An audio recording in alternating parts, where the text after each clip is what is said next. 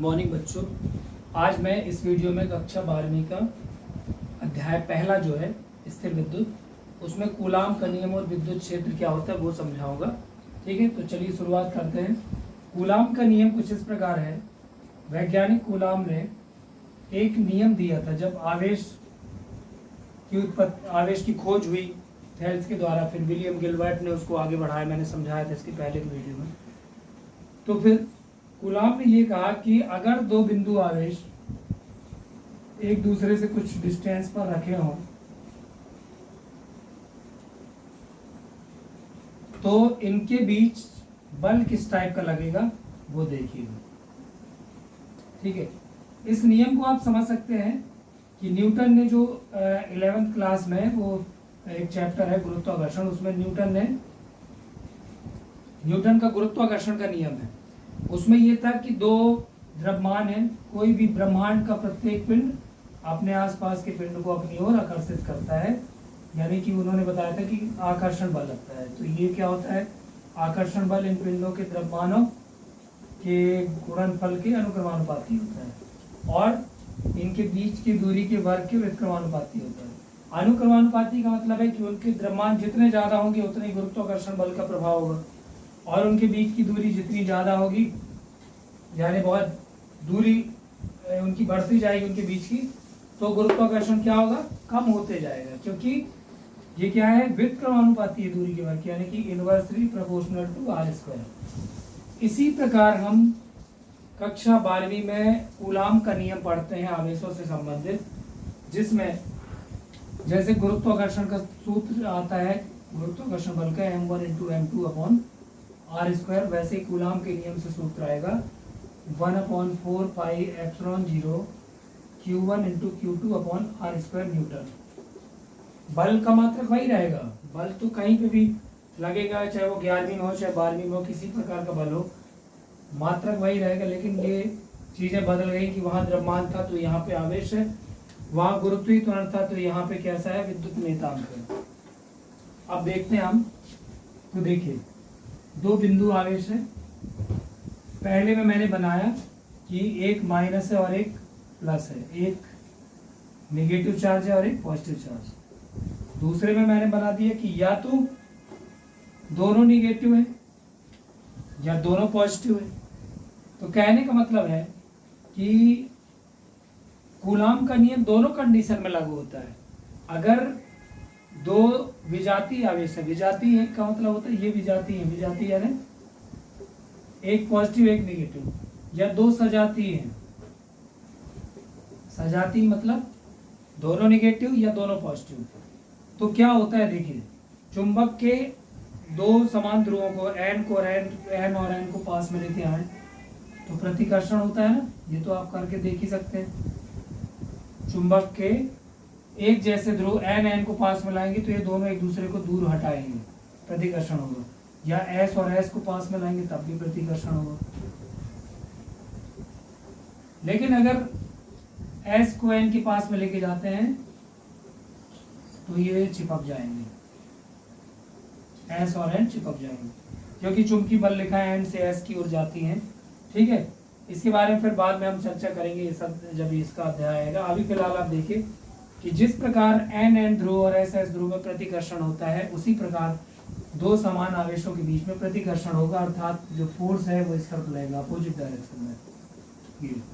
तो ये कैसा बल हुआ, प्रतिकर्षण बल, प्रतिकर्षण विद्युत बल। ठीक है, अभी हम कूलाम का नियम भी बताएंगे क्या है।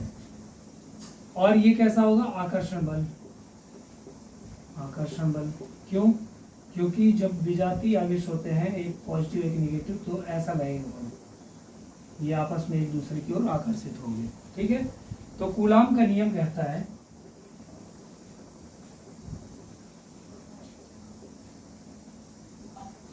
देखिए, नियम याद कर लेना सही नहीं है, बल्कि नियम को पहले समझ लो आप कि नियम बोल क्या रहा है, इसके बाद आप नियम लिखोगे तो खुद लिख पाएंगे, आप याद भी नहीं करना पड़ेगा। इस नियम के अनुसार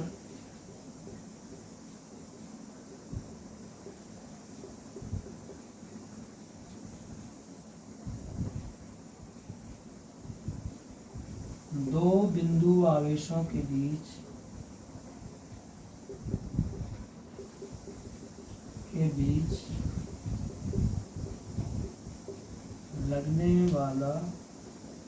लगने वाले आकर्षण या प्रतिकर्षण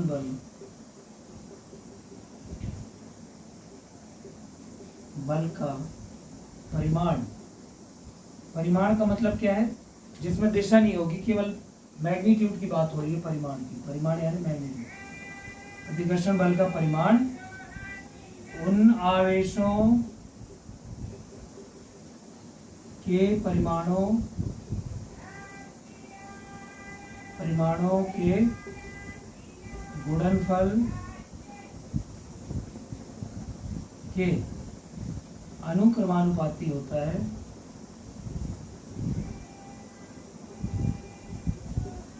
एवं उनके बीच की दूरी के वर्ग के व्युत्क्रमानुपाती होता है।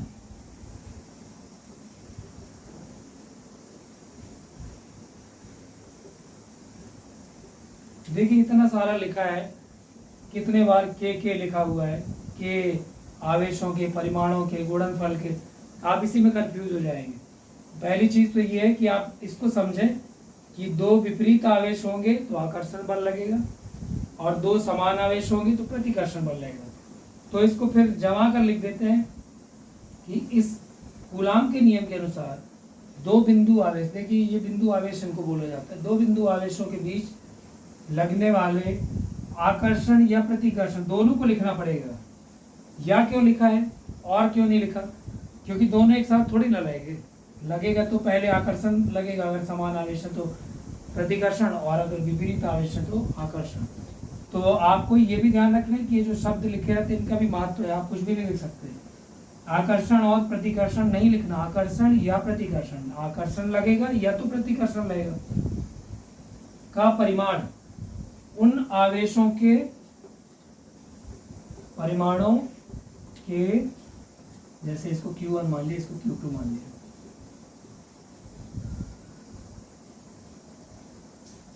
उन आवेशों के परिमाणों के गुणनफल के अनुक्रमानुपाती और उनके बीच की दूरी के वर्ग के। तो बीच की दूरी कितनी है? r है, तो वर्ग यानी r²। लेकिन पूरी बात सुनिए पहले। उनके बीच की दूरी के वर्ग के, बीच की दूरी, उनके बीच की दूरी यानी कि r। फिर क्या बोला है? के वर्ग मतलब r²।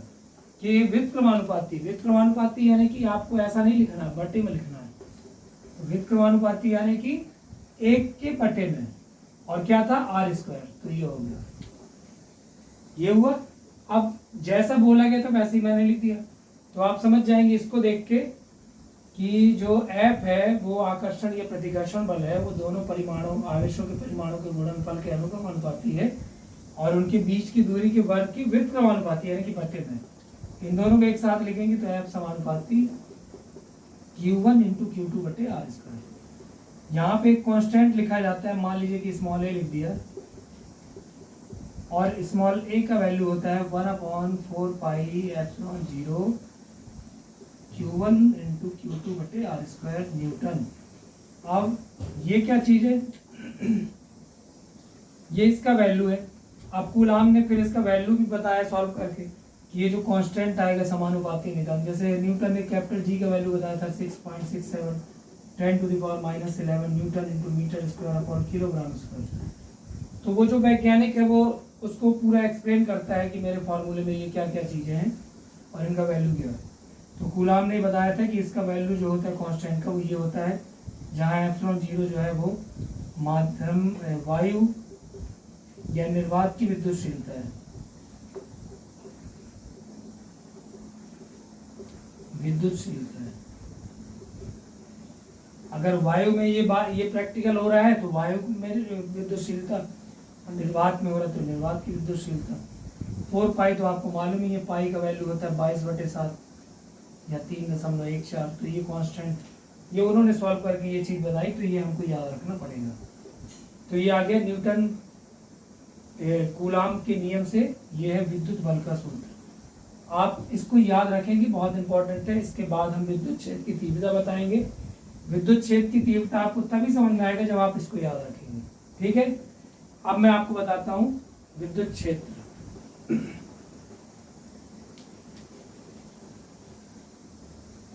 तो अपन धीरे धीरे आगे बढ़ रहे हैं, क्योंकि आप कोई भी चैप्टर फिजिक्स में बीच से कोई भी अध्याय नहीं पढ़ सकते। फिजिक्स की यही एक खासियत है कि सभी एक चैन की कड़ी के माध्यम से जुड़े हुए हैं, एक के बाद एक कड़ी जुड़ी हुई है।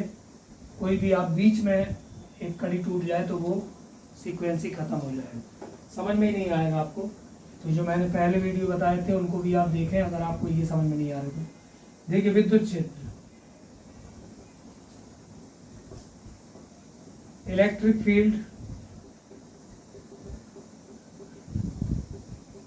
विद्युत क्षेत्र का मतलब क्या है? जैसे कि एक आवेश रखा हुआ है प्लस क्यू इस जगह पे, ये है बिंदु आवेश। तो ये जिस स्थान पर रखा हुआ है उसके चारों तरफ, पहले आप ये बताएं कि सर्कुलर लूप बनाएगा या स्फेरिकल लूप बनाएगा, यानी कि एक वृत्त होना चाहिए इसके चारों तरफ कि एक गोला होना चाहिए। अब मैं ये कहता हूं कि एक गोलाकार पृष्ठ होगा इसके चारों तरफ जिसकी रेडियस एक जैसी होगी। देखिए अगर कहीं पे एक टावर लगा हुआ, मोबाइल का टावर, तो ये अपने चारों तरफ एक गोली रूप में एक आवरण बनाता है किसका? सिग्नल का। ऐसा तो नहीं है ना कि सर्किल कैसे बनाएगा भाई?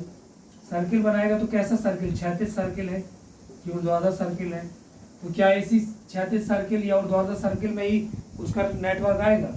मतलब ऐसा थोड़ी ना है कि ये जो इस हाइट में जो लोग होंगे तो उनको सिग्नल मिलेगा, ऐसा नहीं। एक स्फेयर बनता है सिग्नल का, उस 2 किलोमीटर या 3 किलोमीटर के स्फेयर में जहाँ तक सिग्नल इसका काम करेगा नेट टावर का, वहाँ जितने लोग भी आएंगे उनको उसका नेटवर्क मिलेगा। तो ये ध्यान रखिएगा कि ये वृत्त नहीं होता है। बुक में इसलिए बना होता है क्योंकि बुक 2D में होती है, 3D में तो होती नहीं, हम 3D में उसको नहीं समझ सकते। तो मैं ऐसा बना सकता हूँ कि ये क्या है, एक वृत्त, एक धनावेश रखा है उसके चारों तरफ एक वृत्त बन गया है। तो ये वृत्त किस चीज का होगा? क्योंकि ये आवेश है। कैसा आवेश है? विद्युत आवेश। ये है विद्युत आवेश।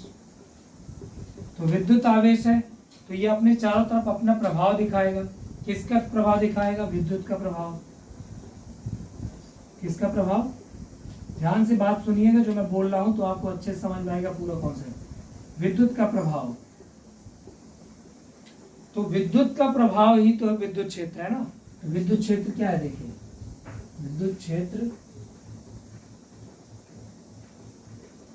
विद्युत क्षेत्र का मतलब क्या है? जैसे बोलते हैं नेटवर्क क्षेत्र, टावर के चारों तरफ गोली क्षेत्र जो बना वो नेटवर्क क्षेत्र है। तो ये आवेश का क्षेत्र एक निश्चित दायरे तक होगा, क्योंकि अगर ऐसा हो कि कहीं पे भी अनंत तक होगा तो फिर नेटवर्क भी टावर का अनंत तक होना चाहिए, बहुत सारे टावर नहीं लगेंगे।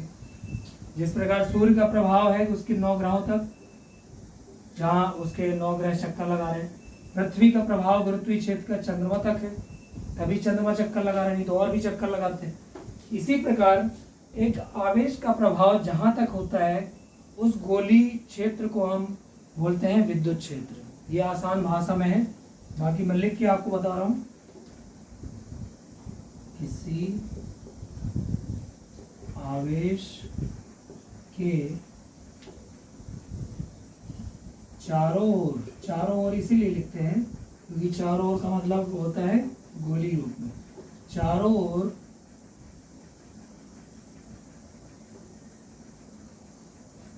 किसी आवेश के चारों ओर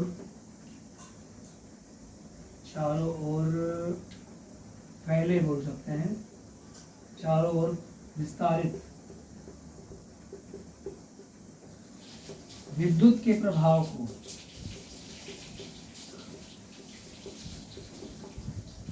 विद्युत क्षेत्र कहते हैं।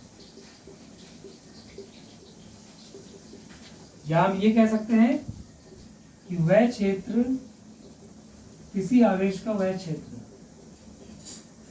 किसी आवेश का वह क्षेत्र जिस पर या जिसमें कोई अन्य आवेश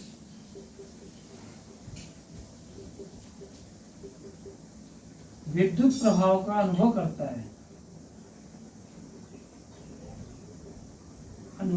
है, क्या कहलाता है? विद्युत क्षेत्र कहलाता है।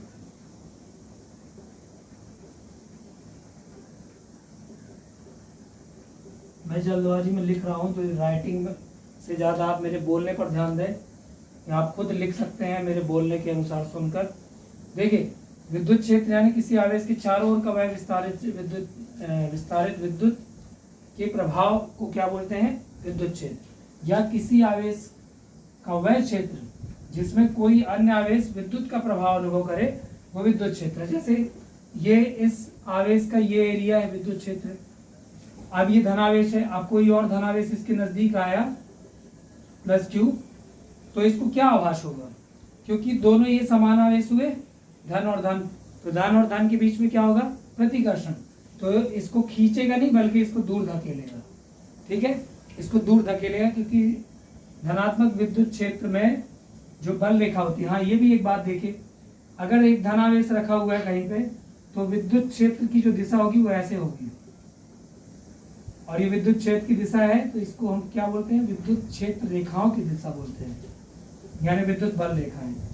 विद्युत बल रेखाएं या विद्युत क्षेत्र रेखाएं तीर के निशान के रूप में धनावेश से दूर जाएंगी, ऐसे उसके पृष्ठ के लंबवत बाहर जाएंगी। ठीक है, ये क्या है? विद्युत क्षेत्र रेखाएं। और अगर कोई ऋणावेश रखा हुआ है, ध्यान से देखिएगा, अगर कोई ऋणावेश है तो विद्युत क्षेत्र रेखाएं उसी की ओर आएंगी, ऐसे। ये देखो, मतलब जो उसका गोली पृष्ठ बना है ना विद्युत क्षेत्र का, उसके लंबवत अंदर की ओर, उसके सेंटर की तरफ जाएगी, जहां वो ऋणावेश रखा हुआ है, तो उसका सेंटर पॉइंट है, उस ओर जाएंगी। याद रखेंगे इस बात को, धनावेश से विद्युत बल रेखाएं बाहर निकलती हैं और ऋणावेश में विद्युत क्षेत्र रेखाएं अंदर आती हैं। तो यहाँ जो विद्युत कोई भी इसके क्षेत्र में आएगा, वो एक विद्युत प्रभाव का अनुभव करेगा, इसीलिए इसको क्या बोलते हैं? विद्युत क्षेत्र। ठीक है, अब मैं अगली चीज बता रहा हूं आपको। विद्युत क्षेत्र की तीव्रता क्या होती है? विद्युत क्षेत्र की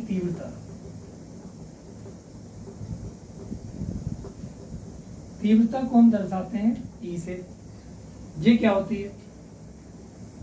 तो ये होता है E = F/Q। इसका मतलब है कि विद्युत क्षेत्र की तीव्रता होती है किसी एकांक आवेश पर लगने वाले विद्युत बल को विद्युत क्षेत्र की तीव्रता। आप ध्यान से समझिएगा, ये धनावेश का विद्युत क्षेत्र है, इसकी तीव्रता क्या होगी? इसकी तीव्रता होगी कि ये एक आवेश है Q0, ये एक परीक्षण आवेश है, ये इसके नजदीक आया, यानी इसके अंदर आया इस विद्युत क्षेत्र में। तो चूंकि अगर ये धनावेश है तो ये विद्युत बल किस तरफ लगाएगा? इस तरफ। तो ये विद्युत बल लग गया, देखो F = Q0E, क्योंकि ये इसको ऐसा लिख सकते हैं ना, अगर ये फॉर्मूला ऐसा है तो F = Q0E हो जाएगा। ये है विद्युत बल, यानी कि ये आवेश इसको इस तरफ धकेलेगा, प्रतिकर्षण बल लगाएगा। अगर ये ऋणावेश है तो ये विद्युत बल किस तरफ लाएगा? इसी की तरफ लाएगा, ये अपनी तरफ खींचेगा इसको। समझ में आया? तो ये हो गया विद्युत क्षेत्र। अब मैं जल्दी से इसका डेफिनेशन बता देता हूँ। E = F/Q है, तो डेफिनेशन क्या होगा? किसी विद्युत क्षेत्र में एकांक परीक्षण आवेश पर लगने वाले विद्युत बल को विद्युत क्षेत्र की तीव्रता कहते हैं। किसी, यहां लिख देता हूं, किसी विद्युत क्षेत्र में